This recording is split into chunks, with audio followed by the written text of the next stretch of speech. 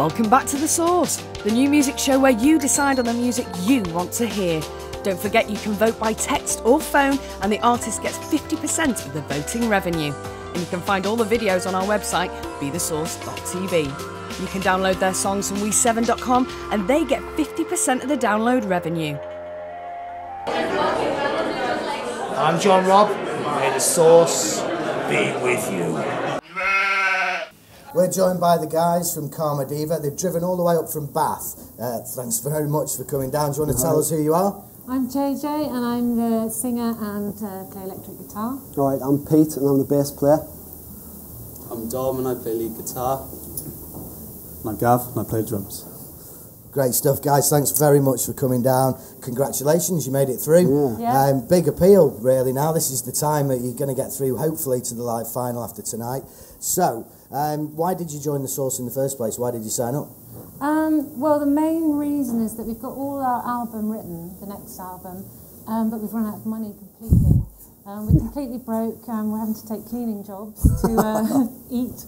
And so, yeah, when we saw the prize, we thought, oh God, we can get the album made if only we can get through. So Great stuff, that's fantastic. Well, good reason to join up.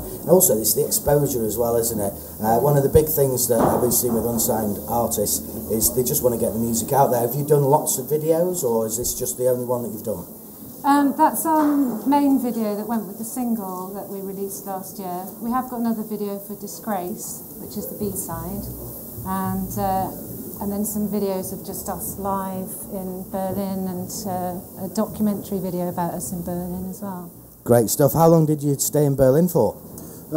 We've been out there about 3 times now and did a couple of tours of Germany, played Hamburg, and but Berlin's fab. We love being out there. It's great. It's really cool. Fantastic city, isn't it? Yeah, Amazing stuff going on. Yeah. Do you do all the beer festivals, or how does it work? We haven't done any festivals out there. It's all been venues like White Trash and King Kong Club and stuff like that. But yeah, it's cool. We're hoping next year to do more festivals out there, but yeah, we'll see what happens. Yeah. Good stuff. So the ultimate is to make it, is it? That's the dream? Yeah, well, basically, you've got to make it so you can do your art, isn't it? You know, all the fame and fortune is just so that you can actually keep playing music and writing. And it's all we know what to do. I do a bit of acting and stuff as well, but you know, it's the reason to make it is just to keep playing. Absolutely. Yeah. So it's the whole creativity that you're after. Didn't you say you've been in Nighty Night and you've been in Doctor Who as well? Yeah. He's been in Doctor Who, yeah. And I co-wrote Nighty Night, and I had a small part in it, yeah. Fantastic. So really the creativity is just flowing into all kinds of different media. What are the highs so far then? Give us a couple of the most triumphant moments you've had. Oh God, well, Berlin and playing abroad has been really great, and we just love playing anywhere, to be honest. The first time in Manchester was last week, and we played at the Juicy Bridge, and it was awesome. Brilliant. Well, thanks very much for joining us, guys. Karma Diva, Feed Your Soul coming up. Make sure you vote for them. They're going to get 50% of all the voting, and you can download the tracks on We7, and they'll get 50% from that as well.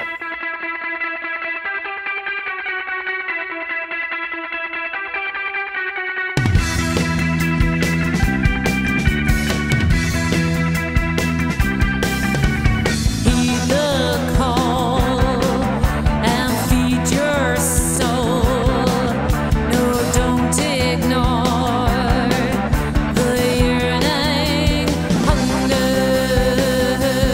of your heart.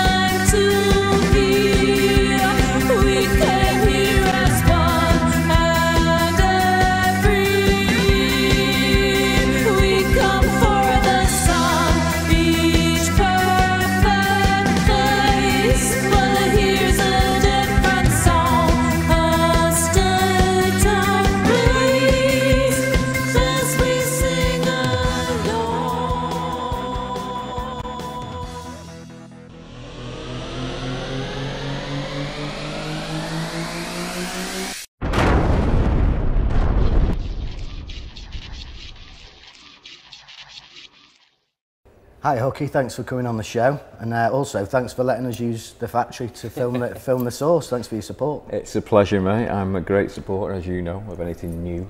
Yeah. And anything that makes life easier for musicians is fine by me.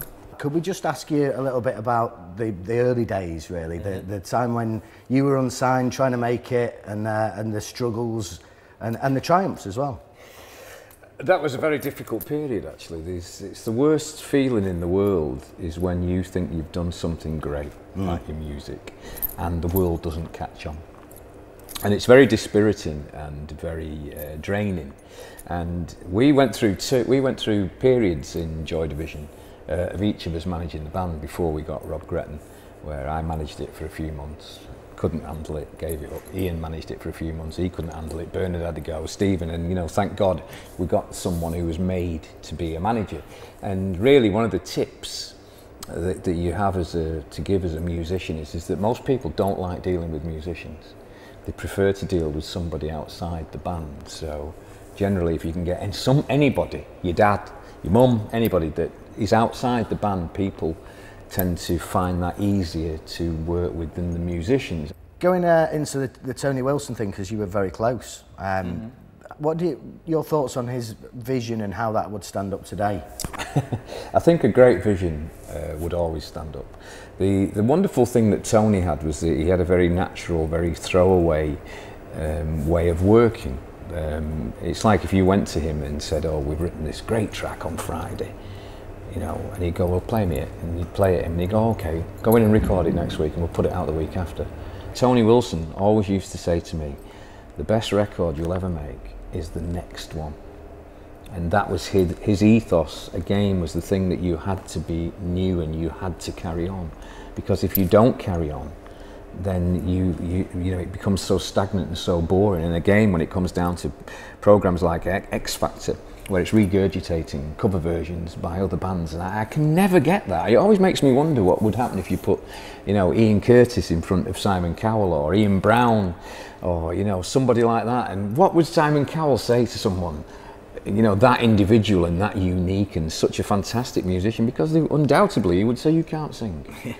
You know, go back to your day job, or come back and see me in 3 years, you know. And it's that uniqueness in music which is important. You know, the great thing when I saw the Sex Pistols was that I didn't think, oh God, I can write a great song.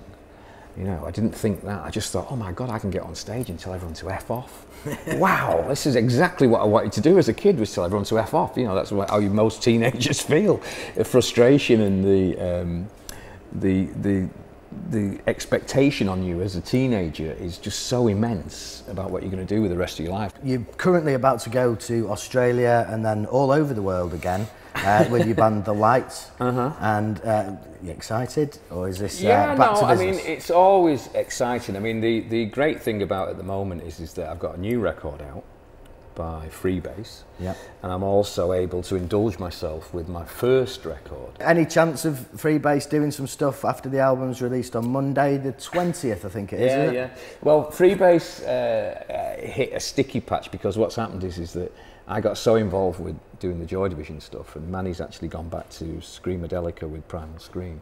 So we reached a funny plateau with it, and it'll be interesting. I mean, the record's coming out, we'll see what happens. And again, you know, it's a wonderful record, I'm very proud of it, and I'm looking forward to how people relate to it, or what they say about it. But we don't have any plans at the moment.